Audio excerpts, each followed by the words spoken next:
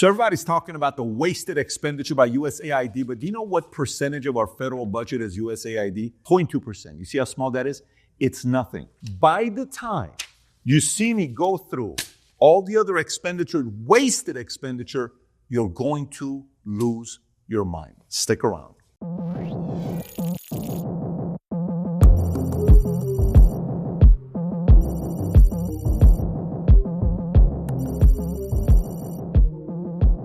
If you get value out of this video, give it a thumbs up and subscribe to the channel. Do you know, if you were to guess, how much total money per year goes into U.S. nonprofits per year? Total revenue per year, money that comes in. What do you think that number is? That number is roughly $2.68 trillion as of 2020, which means it's probably around $3 trillion. If you look at this chart, you'll notice what's happening every year from 98 till today. So you may say, Pat, where are you going with this? Who cares about nonprofits? Where do they get their money from? Who gives them the money? You may be thinking it's average billionaires, rich people, regular people give them money, churches, all. That's what it is, right? Well, let's see. When you look at the numbers, according to 2023 reports from Urban Institute, government agencies contributed 29% of nonprofit revenue in 2022. Let me see it again. Government agencies, 29% in 2022. Why are government agencies putting money into nonprofits? And who is starting nonprofits like the Clinton Foundation? Are you seeing like that kind of stuff and people put money into it and then there's side favors, but you can kind of funnel the money through and kind of owe the favors, and you're really saying they're doing that? Yes, 29%. And if you go a little bit deeper, that number is around $880 billion as of 2020. Okay, so that's that part. Stay with me here. So again, it's important to know this because when you think about USAID, we think about 0.2% of the federal budget. It's only $40 to $70 billion and a smart part of the NGO boom. This is an NGO boom. Oh my God, we should start our own NGO because we get money from the US government. When you think about this chart from Statista, this shows changes in the number of non-governmental organizations with consultative status with ECOSOC from 48 to 2010. In 1948, we only had 40. Then it went to 180, then 724, now 3382 as of 2010. If you look at this chart, it tells you it is so popular today to start an NGO. Why? If 29% of the money is coming to you and they're not really that worried what you do with the money, the level of accountability isn't that high. Oh my God, we found an incredible loophole to get money from the government, do whatever we want to do. And then when we break down the federal budget, this is what we notice. Let's continue on the wasted expenditure. You'll notice 24% goes to health insurance, 21% Social Security, 13% defense, 13% is interest on debt, 8% benefits for veterans and federal retirees, 7% economic security program, 5 is education, and the rest falls under transportation, natural resources, agriculture, science, medical, law enforcement, international, and all other. Over the last 20 years, fiscal years, it has had an estimated $2.7 trillion in what? Improper payment. $2.7 trillion in improper payments? Yes. What does it look like every year? This is what it looks like of improper payments. 2003, it was $35 billion in improper payments. Last year was $235 in proper payments. 2 years ago was 281, record-breaking years, back to back to back in improper payments. And if we break that down by different areas of improper payments, under Medicare, it's $51 billion of improper payments. Where did they go? We don't know. Medicaid, $50.3 billion. Federal Pandemic Unemployment Assistance, $43 billion improper payments. You paid for it, by the way. Earned Income Tax Credit, $22 billion. Paycheck Protection Programs, loan forgiveness, another $19 billion improper payments. And all of the programs, another $50 billion in improper payments. So this continues. Then we hear these stories of the Pentagon, okay? Pentagon racks up $35 trillion in accounting changes in 1 year, and they cannot account for 63% of $4 trillion of assets. DoD regularly buys parts and equipment it does not need because it can't keep track of parts and equipment it already owns. So they've already bought so many different things. They don't even know who's taking care of it. Like we have a lot of equipment, right? Imagine somebody has to sit there and write down all the cameras we have, the lenses we have, the equipment we have. They're not even keeping track of it. So they keep buying stuff. They don't even know what they have in their inventory. Think about how crazy that is. Again, you and I are paying for it. The Pentagon has failed. Pentagon started doing audits 7 years ago. They have never once passed one. And even In April of 2023, Jon Stewart is interviewing a lady on C-SPAN. I think it is C-SPAN. Maybe it is C-SPAN. You got to see it. Saying, hey, how is it that you guys are failing audits? And she says, well, what you don't know is there's a big difference between, first of all, instead of me acting it out because you may think we're exaggerating, I just want you to watch this clip with Jon Stewart. Jon Stewart cannot believe what this lady is saying. Watch this clip for yourself. A lot of waste, fraud, and abuse within a system. Audits and waste, fraud, and abuse are not the same thing. So let's decompose these pieces. Please educate me on Sure. What so an audit is exactly what you just described, yes. which is, do I know what was delivered to which place? Right. The ability to pass an audit or the fact that the DoD has not passed an audit is not suggestive of waste, fraud, and abuse. That is completely false right there. So what is now it's a question of, it's suggestive that we don't have an accurate inventory that we can pull up of what we have where. That is not the same as saying we can't do that because waste, fraud, and abuse has occurred. So in my world, yeah, that's waste. How is that waste? If I give you $1 billion and you can't tell me what happened to it, that to me is wasteful. That means you are not responsible. But if you can't tell me where it went, then what am I supposed to think? And when there has been reporting, I mean, this is not, look, I'm not saying this is on you and that you caused this, but I think it's a tough argument to I'm pretty make sure that I didn't cause it. an $850 billion budget to an organization that can't pass an audit and tell you where that money went, like, I think most people would consider that somewhere in the realm of waste, fraud, or abuse, because they would wonder why that money isn't well accounted for. And especially when they see food insecurity on military bases, and they see... You want to talk about that? Because that's a good... We should be talking... I mean, well, I'm trying to understand where you're trying to go, other than the dollars, which really bother you. I think it doesn't really bother me. I think it's all connected. Okay. I think tell me that story. By the way, you hired them. We hired them. And that's what they're doing with our money. You know what? What are we supposed to do? I have weekly meetings. Where did this money go here? What do you mean? Where did this money go to here? I need a report on this. Well, here's where I went. Okay, great. No, we're such a big organization, all this stuff. You know what it leads to? When I was in the Army and I was a Hummer mechanic, I would ask my sergeant, my motor pool Sergeant Braxton, if you remember him, send this to him. I would say, Sergeant Braxton, this part we just paid $2,000 for on the Humvee. We can buy this elsewhere for $150. Why are we paying $2,000? And he would say the government always overpays for products. Ready? $4,000 you and I spend soap dispensers on Air Force planes. $4,000. Boeing overcharged Air Force for soap dispensers by nearly 8,000%, charging more than 80 times the commercial price. Just don't worry about it. Approve it. $4,000. Let me continue. Boeing overcharging Air Force. The Department of Defense Inspector General found that Boeing overcharged the Air Force by nearly $1 million on various products for the C-17 military transport aircraft. Raytheon, the Department of Justice, announced that Raytheon will pay nearly $1 billion to resolve an investigation exposing the company for overcharging on government contract. $1 billion. Finally, they're catching it. In the 1980s, you know how much you were spending on toilet seats in the 1980s? $640 for toilet seats. This better be Maradona's golden toilet seat that we're talking about. But no, it wasn't golden. $7,600 for a coffee maker that the Air Force spent designed for certain aircraft, disappearing $21 trillion from 1998 to 2015 in unsupported accounting adjustments were found in the Department of Defense books, far exceeding the entire annual U.S. GDP. Let me say that one more time so you don't think I made a mistake. $21 trillion between 98 and 2015. 17 years, $21 trillion. The $2 billion zombie program. Pentagon continued to fund a $2 billion satellite program for years after it had already been canceled. It's been canceled, but they keep spending $2 billion. $1,280 paper clips, not made out of gold, not made out of platinum, regular paper clips. You and I are paying $1,280 for it. This is again the Pentagon. The F-35 fighter jet fiasco cost over $1.7 trillion, making it the most expensive weapon system ever. What the hell do you need to spend $1.7 trillion?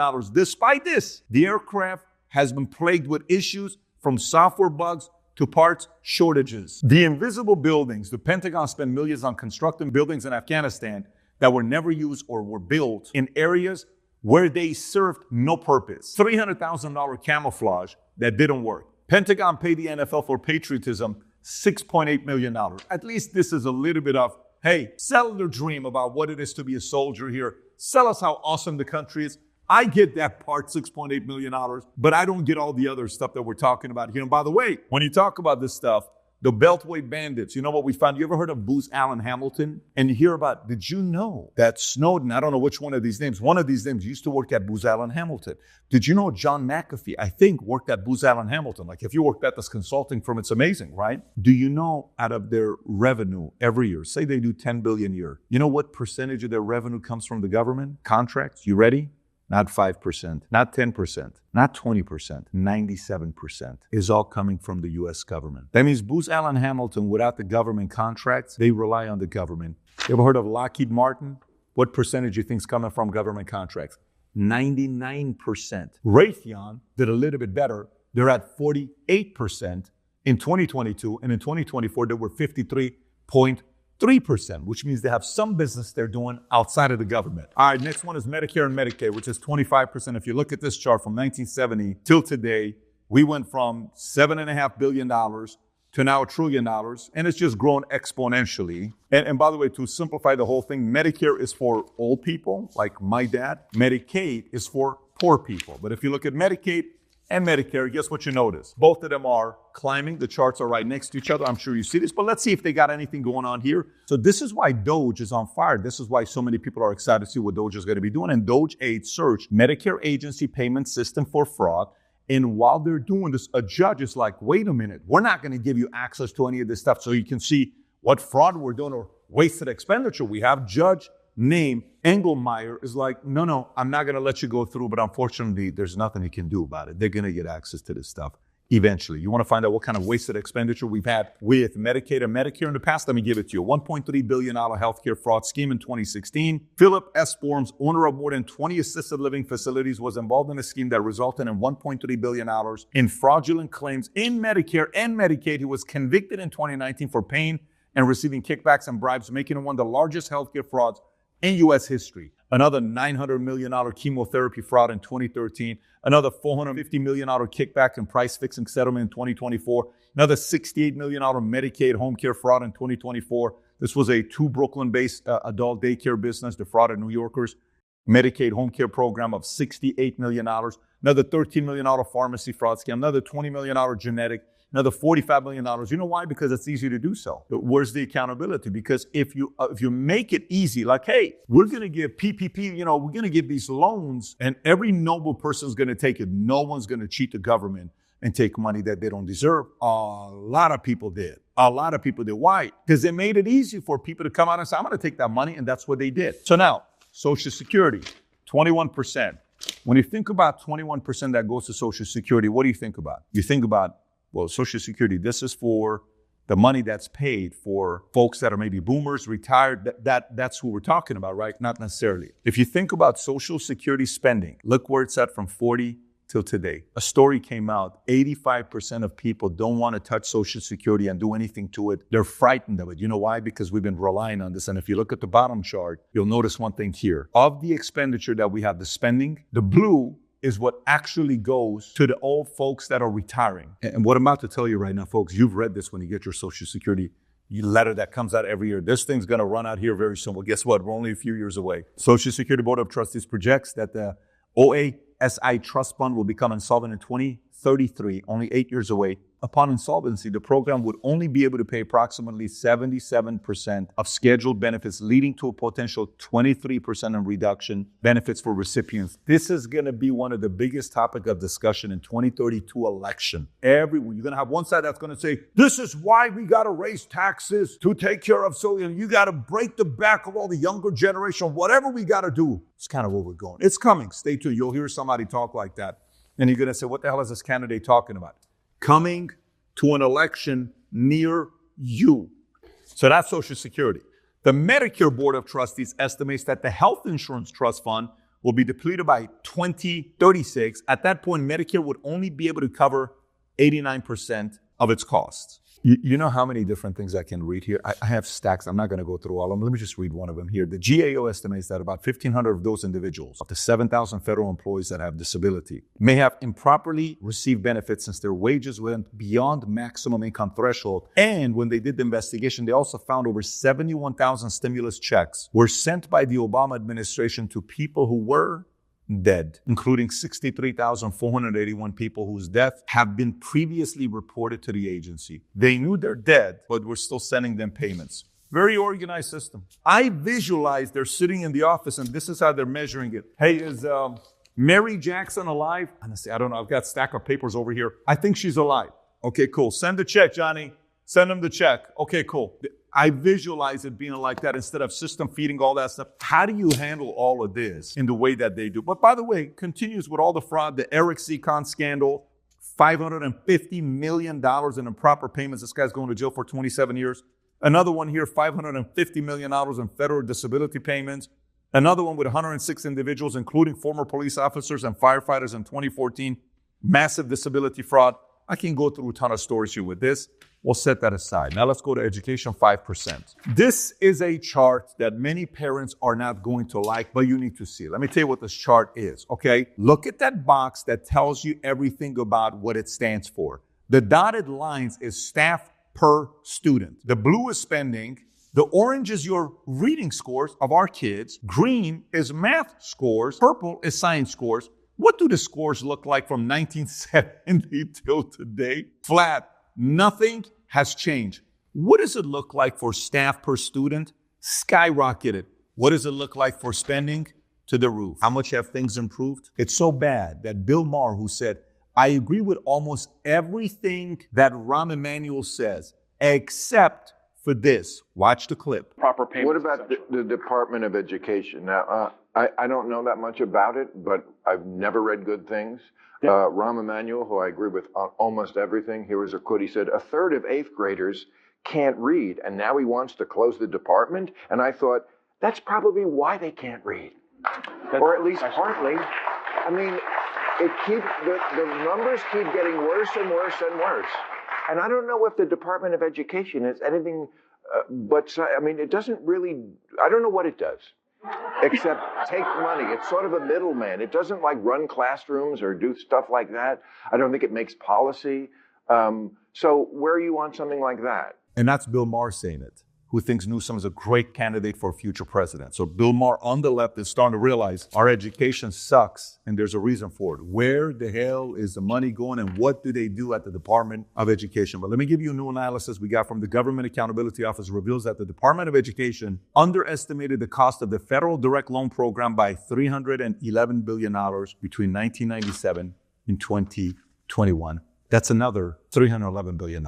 And by the way, this whole program of $311 billion, they originally estimated that this was going to make them generate over $100 billion in revenue. The program instead ended up costing you and I taxpayers $200 billion. The budgeting errors stem from flawed assumptions about borrower behavior, income growth, defaults, and the impact of new repayment program like income-driven repayments. Who voted for these guys? Who hired these guys, right? I mean, gets you to think, what would happen if you and I had this job and we did that? How quickly would we get fired? No, stick around, you're going to be fine. Okay, so then when we look at interest on debt, 13%. When we look at our actual debt, what happened to a national debt? If you look at 1966, look at the amount we had. Nothing. And look how it's climbed. And the red is all the recessions that we've had and how long they lasted. So by the way, Elon wants all the data. What's going on? The judge is saying you're not going to get the data for the Treasury. When you look at this chart here, the one at the top that we're looking at, black is when we're breaking even. We're doing good, okay? We're doing good with our budget. Everything is looking good. Anything that goes under, that means we're overspending. So look how far goes under. The second chart shows you our expenditure. Again, look at from 1950s, 60s, 70s, 80s, 90s, 2000 drops a little bit. And then look at from 2020 on, skyrocketing to the top. You've seen this before. This ain't the first time I'm showing it to you. You've seen this before from others as well. And by the way, when we're looking at our national debt to GDP ratio, if you look at this chart here, just look at the highs and lows. World War I, we hit 30%. Great Depression, we hit 38.6%. World War II, we hit 103%. We went all the way back down to 35.2 in 2010. Then in 2007, Then in 2009, after the mortgage crisis, we went to 52.3. You know what it is right now? Our debt to GDP ratio, 123%. It's the highest we've ever been. We've never been this high. This is a very scary situation to be in. If you and your wife were in debt the way the country is, you'd be having anxiety attacks every single night. Blood pressure would be to the roof saying, babe, what the hell are we going to do? We got to sell your Chanel purse. We got to sell the Louis. We got to sell the Coach. We got to sell the Michael Kors. I don't care what it takes. We're selling it all. Sell your socks. Sell your shoes. You need one pair of running shoes, and that's it. It's the kind of a situation you'd be in. So you know who's panicking today? The people who are panicking today is the folks who have been able to take advantage of the system like this with this much accountability. They're panicking. They're like, whoa, I thought we can fool the American people on saying, we're gonna get the budget squared away, but we're not really gonna do it. We know that, right? Like they're gonna forget about it. We'll move on. Why is this guy starting this organization called DOGE, Department of Governmental Efficiency? I think that's what it's called. And they want to come and look at everything? No, he doesn't. He doesn't have that kind of time. He's a guy worth $500 billion. Why does he care about coming? Why does Trump care about this stuff? Let it go, right? Listen to a little bit of Frozen. No, we're coming to you. We're not letting it go. We want to come and find out what happened.